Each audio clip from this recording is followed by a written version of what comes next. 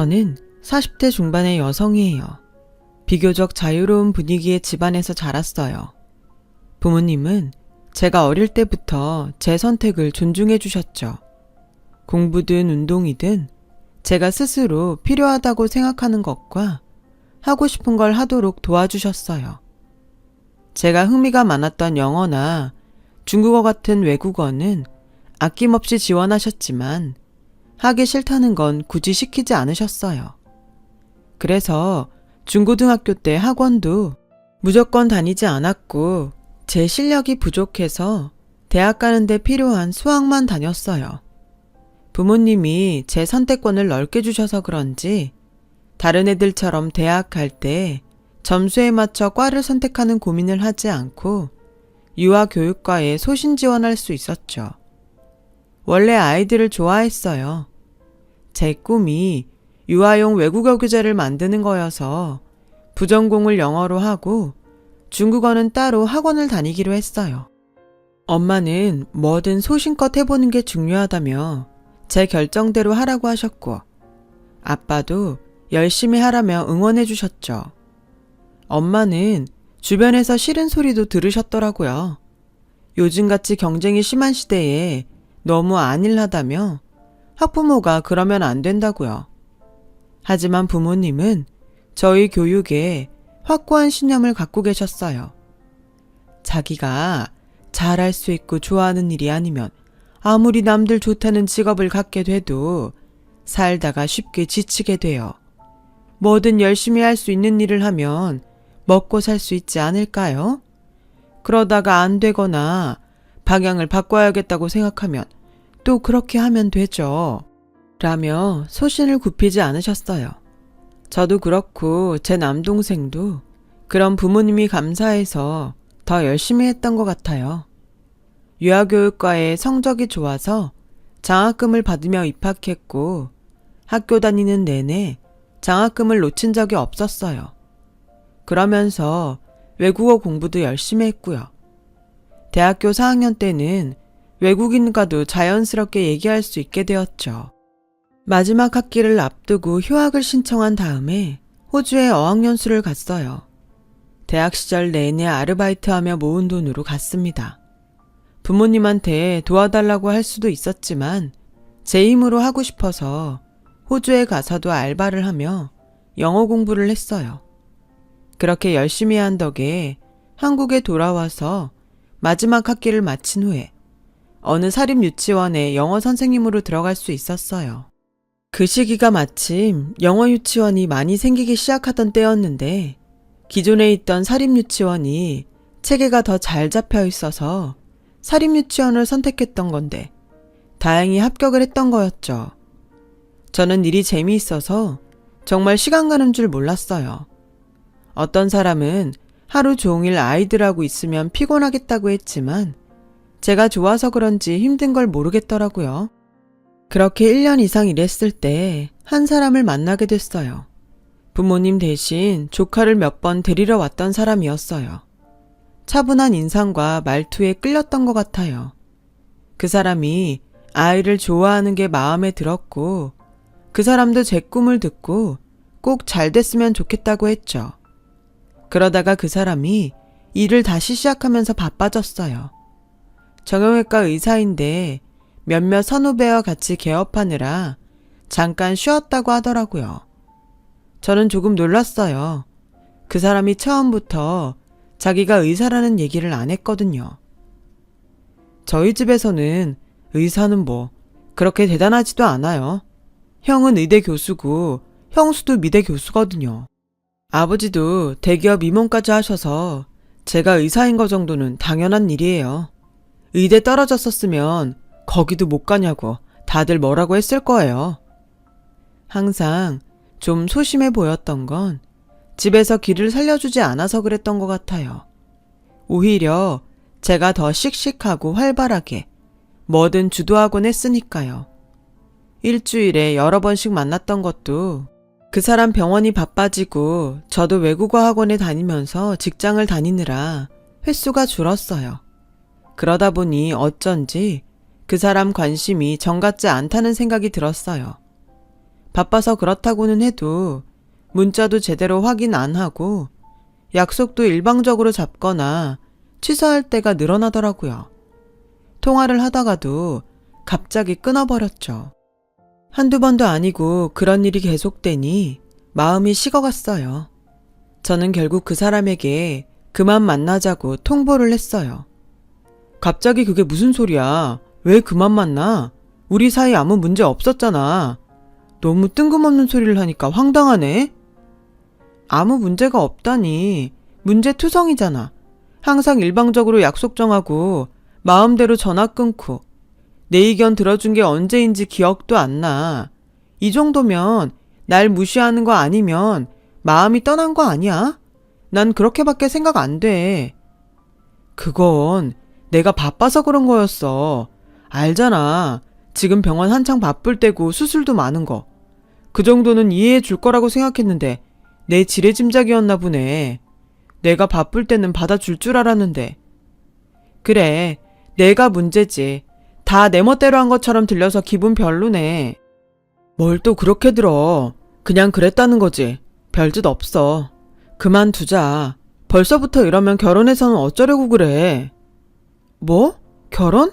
갑자기 그 얘기가 왜 나와? 어차피 결혼할 거니까 한 말인데 발끈하니까 내가 민망하다.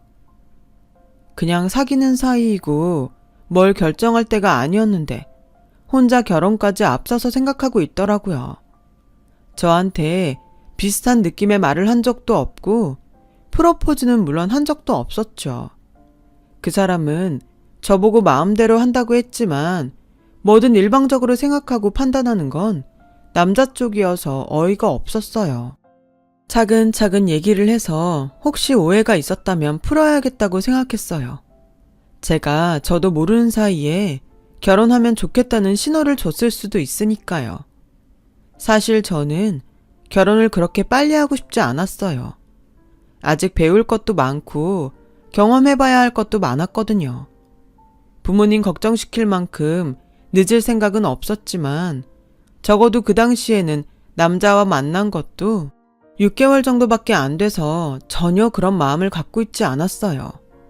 며칠 후에 갑자기 유치원으로 손님이 찾아왔어요. 나이가 지긋한 여자분과 30대 중반쯤 돼 보이는 여자였는데 다짜고짜 저를 불러서 현관에 세워놓고는 아래 위로 훑어보는 거였어요. 누구세요? 무슨 일로 저를 보자고 하신 거죠? 아가씨가 우리 재홍이랑 결혼할 사람 맞지? 김진희. 재홍이 오빠 말씀하시는 건가요? 실례지만 어떻게 되시는데요? 라고 하자 젊은 여자가 영 눈치가 없네. 내가 아가씨 형님 될 사람이고 이분이 어머니셔. 어머니가 결혼할 사람이냐고 묻는데 그것도 모르겠어? 라며 못마땅한 눈초리로 저를 보더라고요. 제가 뭐라고 대답을 하기도 전에 남자 어머니는 아가씨, 아버지는 뭐 하는 분이야? 어머니는 집에서 일하시고 아가씨 땡땡대학 나왔다며 유아교육 가긴 해도 그 정도면 체면은 세울만 하겠네. 우리 집이 재홍이 형도 그렇고 재홍이도 그렇고 다 학벌이 좋잖아. 우리 큰며느리도 어디 나가서 빠지지 않는 데다가 예술 전공인데 아가씨가 유치원 선생인 게 좀 걸리더라고. 아무리 요즘은 젊은 사람들이 서로 좋아서 만난다고 해도 어느 정도 걸맞아야지. 한쪽이 너무 기울면 보기 안 좋잖아. 저 일단 제가 오빠하고 얘기를 하고 다시 말씀드려도 될까요? 지금 수업도 안 끝났고 할 일이 많아서 더는 시간을 못 낼 것 같아요. 라며 돌려보내는데 그 남자 형수라는 사람이 저런 조그만 애들 데리고 뭐 그렇게 할 게 많다고 유세를 떠는지 모르겠네? 라고 하는데 순간 화가 나는 걸 겨우 참았어요. 저는 남자 병원 앞으로 가서 남자를 불러냈죠. 그쪽 집에서 이런 식으로 일방적이고 무례하게 구는 건 못 참는다고요. 엄마가 형수님하고 갑자기 찾아간 건 미안해. 근데 어른들이 궁금해서 그랬다고 생각할 수 있잖아. 내가 여자친구 있고 결혼할 거라니까 많이 궁금해하셔서 이것저것 말씀드린 거야. 너 일하는데 연락 없이 가시는 건 아니라고 나도 말씀은 드릴게. 그게 문제라고. 결혼이라니. 나하고 결혼 얘기 한 번도 안 했는데 무슨 결혼이야. 혹시 내가 오빠한테 결혼하고 싶어 하는 것처럼 행동한 거 있어? 그랬으면 미안한데 우리 아직 사귄 지도 얼마 안 됐고 그마저도 요새는 오빠가 바쁘다는 이유로 얘기할 시간도 별로 없는데 결혼 얘기 나오는 건 너무 성급하잖아.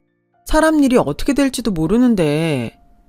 나는 우리가 만난 지 6개월도 넘었고 편해질 때도 됐다고 생각했지. 난 사실 3개월 넘었을 때부터 결혼 생각했고 너도 나랑 똑같은 줄 알았어. 설마 이렇게 결혼 따로 연애 따로인 줄 몰랐지. 그런 말이 아니잖아. 연애하고 마음 맞으면 결혼까지 가는 거지. 무조건 결혼을 생각하고 만나야 되는 건 아니잖아. 그런 것조차 나한테 물어보지도 않고 남의 직장에서 어머니랑 형수님한테 취조당하는 기분 들게 한 거 진짜 불쾌해. 넌 항상 말을 그런 식으로 하더라. 사람 당황스럽게 어른들이 그런 걸 갖고 뭘 불쾌하다고까지 표현하냐? 저와 남자는 크게 다투고 집으로 돌아왔어요.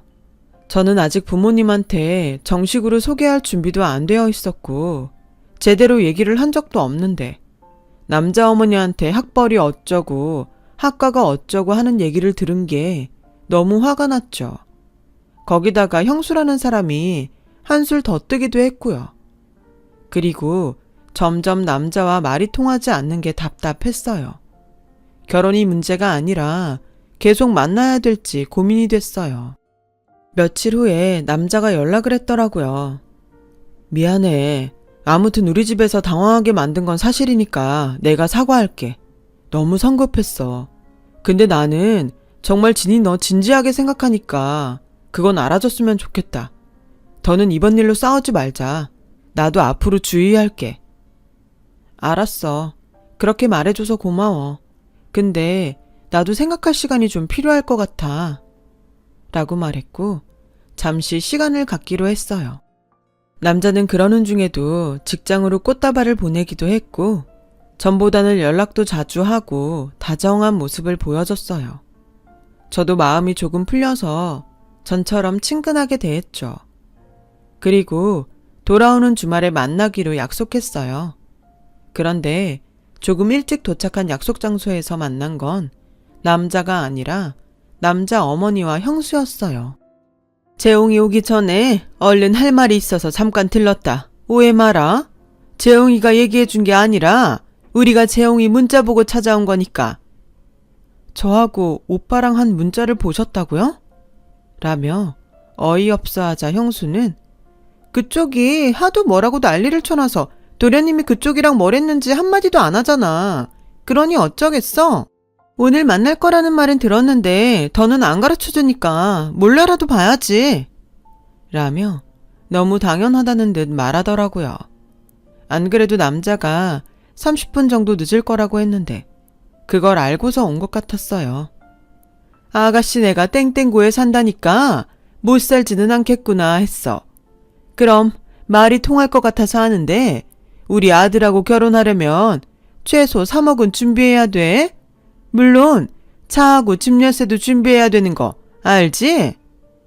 그게 무슨 말씀이세요? 저는 오늘 그냥 만나러 나온 건데요. 이 아가씨 또 시침이 떼는 거 봐. 도련님한테 들었어. 다시 잘해보기로 했다고. 듣기 거북할 수도 있겠지만 나도 결혼할 때 3억에 아파트하고 자가용 해왔는데 들어올 사람이 최소한 나 정도는 해야지. 나도 억울하진 않지. 라며 형수라는 사람이 씩씩거렸어요. 아가씨 이름이 진이라고 했나? 진이씨 잘 들어요. 나는 우리 아들들 키우는 데에 엄청난 힘과 돈을 들였어. 그런 아들 거저 데리고 가서 평생 배 두드리고 의사 사모님 소리 들으며 살 거잖아. 그러니 최소한의 공은 들여야 된다는 뜻이야. 솔직히 내 입장에서는 그렇잖아. 내가 다 만들어 놓은 걸 다른 사람이 홀랑 집어가는 꼴인데 그만큼의 보상은 받아도 되는 것 같아. 그걸 큰애는 이해해줘서 지금 내 옆에 있는 거고. 진희 씨도 조금만 더 어른스럽게 생각해봐. 어려우면 대출 받으면 되잖아. 예단 주고 받을 때까지는 준비할 수 있지. 다른 집들은 다시 신부 집에 돌려주지만 우린 그런 거 없어. 의사를 집안에 들이는 거잖아. 그 정도 각오는 해야지. 마침 남자가 오길래 저는 자리에서 일어났어요. 남자는 자기 엄마랑 형수가 있는 걸 보고 놀라서 눈이 휘둥그레지더군요. 저는 그 사람들 말고도 카페 안에 다 들리게 큰 소리로 뭔가 착각하시는 것 같은데요. 저는 결혼하겠다고 한 적 없어요. 예단비 3억에 집 열쇠, 차 열쇠를 준비하면서 할 생각은 더더욱 없고요. 자식 의사 맞는 것만 대단한 거 아니에요. 저희 부모님도 저 키우느라 대단한 일 하신 건데 왜 제가 대출까지 받아가면서 3억을 그 집에 주고 결혼까지 합니까? 그런 멍청한 짓 저는 안 합니다. 오빠도 잘 있어. 이제 끝이야. 하고 나오는데 카페 안에 사람들이 수군대며 남자의 어머니와 형수를 쳐다보더라고요. 남자는 저를 따라 나오며 붙잡았지만 저는 뿌리치고 돌아왔어요. 그 후 남자가 계속 연락을 했지만 저는 받지 않았어요. 그랬더니 퇴근 시간에 유치원 앞까지 찾아왔더라고요. 사람 얘기 들어보지도 않고 이러면 어떡해. 너도 물론 당황했겠지만 그렇다고 어른들을 사람 많은 데서 망신 준 것도 잘한 건 아니잖아. 엄마랑 형수가 얼마나 민망했는지 알아? 지금 그것 따지려고 여기까지 찾아온 거야? 나한테 미안하다고 하는 게 먼저지. 오빠랑 만나기로 한 자리에서 오빠 어머님이랑 형수 나온 것도 놀라고 당황스러운데 3억이랑 집 열쇠, 차 열쇠 이런 얘기 들은 나는 기분이 어떨 것 같은데? 그리고 그런 얘기하는 게 정상이야? 네가 평범하게 커서 잘 모르나 본데 우리 엄마가 그런 얘기하는 거 이상한 거 아니야. 형이랑 나 키우실 때 그만큼 고생 많이 하셨으니까 대가를 바라는 게 나쁜 건 아니라고. 그럼 그걸 오빠랑 오빠 형한테 달라고 해야지. 왜 결혼하는 여자들한테 그래? 뭐? 내가 평범하게 커서 모른다고? 오빠는 집안 분위기 때문에 힘들다고 했으면서 그런 식으로 말을 해? 진짜 말이 안 나온다. 라고 했고 그걸 마지막으로 저와 남자는 헤어졌어요. 남자는 나중에도 저한테 이해력이 부족하고 이기적이라며 자꾸 문자를 보내서 차단해버렸어요. 저는 계속 아이들을 위한 외국어 교재를 만드는 일에 심혈을 기울였지만 생각만큼 쉽지는 않았어요. 그러다가 어느 어린이 영어 학원에 제안을 받아 그 학원에 강사로 가게 됐어요. 유치원의 체계도 많이 알게 됐고 아이들 교육 과정에 대한 이해도 충분하다고 생각했거든요. 영어 학원에서는 일주일에 1시간씩은 선생들이 각자 원하는 대로 가르칠 수 있게 해줘서 그것도 마음에 들었고요. 제가 워낙 열심히 하다 보니 다른 선생들보다 아이들하고도 더 가까워졌고 애들 영어 실력에도 도움이 많이 됐던 것 같아요. 열심히 하려고도 했지만 재미가 있으니까 일에 푹 파묻히게 됐던 거죠. 그런 제 모습을 좋게 본 원장님이 저를 부원장으로 승진시켜 주셨어요. 자리가 사람을 만든다고 책임감이 더 커지더라고요. 일도 더 재미있고요. 선생들 중에 몇 명은 원어민 교사였는데 그 사람들 관리하는 것도 재밌었어요. 부원장으로 그렇게 하기까지 4년 정도 걸렸네요. 대부분의 선생들이 그만두거나 다른 데로 이직을 하는 경우가 많아서 저처럼 계속하는 사람은 많지 않았어요. 어느 날 원장님이 저를 사무실로 불렀어요. 김진희 선생, 분원 내서 맡아봐. 내가 전부터 분원 내고 싶은 마음이 있었는데 선뜻 맡길 만한 사람이 없어서 고민이었거든. 그런데 김 선생이라면 믿고 맡길 수 있을 것 같아. 말씀은 정말 감사한데 제가 잘할 수 있을지 걱정부터 되는데요. 처음 하는 일이니까 당연히 겁이 나겠지. 그래도 김 선생은 할 수 있어. 내가 그동안 본 게 있으니까 맡기는 거야. 이래봬도 나 사람 보는 눈 있어? 라며 그렇게 추진해보자고 하셨어요. 부모님한테 얘기하니 정말 좋아하시면서 적극적으로 밀어주겠다고 하셨어요. 엄마도 네가 학원을 맡아보는 게 앞으로를 위해서도 아주 좋을 것 같아. 원장님 말대로 너라면 잘할 수 있을 거야. 라고 격려해 주셔서 저는 분원을 맡기로 결정했어요. 부모님은 원래 저와 남동생 결정을 믿고 저희 스스로 인생을 개척하길 바라셔서 저도 남동생도 어디 가서 부모님 얘기를 잘 하지 않았어요. 그게 엄마 아빠가 바라시는 일이기도 했고요. 아빠는 일하는 업계에서 나름 유명하셨고 엄마는 시내 중심에 건물 2개를 갖고 계셨어요. 물질적으로는 부족함이 없는 집이었으니 주변에서 부모님에게 우리 교육에 대해 훈수를 두는 분이 많았던 거예요. 그래도 2분은 신념을 굽히지 않으셨고요. 근데 원장님이 분원자리를 찾는 데에 어려움을 겪자 엄마가 도와주겠다고 하시더라고요. 마침 엄마 건물에 1년 넘게 월세를 밀려서 보증금도 다 까먹은 자리가 있는데 2층 하나를 다 쓰는 병원이었다는 거예요. 거기를 내보내고 분원자리로 하자고 하셨어요. 어차피 그 병원은 나가야 되니까 분원이 들어오면 좋을 것 같아. 애들 많이 키우는 주택가랑 아파트 근처라서 자리도 딱 맞잖아. 내가 공짜로 주겠다는 거 아니니까 너나 원장이 부담 느낄 필요 전혀 없어. 라면서도 보증금이랑 월세를 반으로 줄여주신다고 하셨어요. 병원은 2년 전에 들어왔는데 운영을 어떻게 하는 건지 갈수록 환자도 줄고 관리가 안 된다는 거였어요. 그 의사 엄마라는 사람이 자꾸 와서 간섭하나 본데 그래서 간호사들도 그만두고 난리도 아니더라고. 우리 건물 이미지도 나빠질 것 같고 몇 달 동안 봐주는 셈 치고 말 안 했는데 이제 더는 안 될 것 같아. 라고 하는데 어째 느낌이 이상하더라고요. 이유는 모르지만 쎄한 그런 느낌 있죠. 왠지 예전에 만났던 그 남자일 것 같은 기분이 들었죠. 병원도 정형외과라고 하고 엄마 간섭도 심하다고 하니까요. 근데 의사 부모 중에는 그런 사람들이 좀 있다고 하더군요. 그래서 설마 했죠. 하지만 제 느낌이 맞았어요. 분원자리를 보러 갔던 날 병원에서 만난 건 다름 아닌 그 남자였어요. 진이 네가 어떻게 여기에 왔어? 설마 여기에 영어학원 차린다는 사장님 따님이 너야? 라며 저와 엄마 얼굴을 번갈아 보더니 안색이 창백해지더라고요. 내가 그동안 많이 참은 거 의사 선생님도 아시죠? 엄마가 저한테까지 오셔서 건물 시설이 별로네 어쩌네 해도 저 그냥 다 듣고 넘겼어요. 보증금 다 까먹고 그냥 있는 것도 지금 5달이잖아요. 이 정도면 내가 할 도리는 다 한 것 같으니까 이제 비워주시죠. 라고 엄마가 단호하게 말하자 남자는 어쩔 줄 몰라 했어요. 다음 날에는 남자 어머니까지 쫓아와서 저한테 사정하더라고요.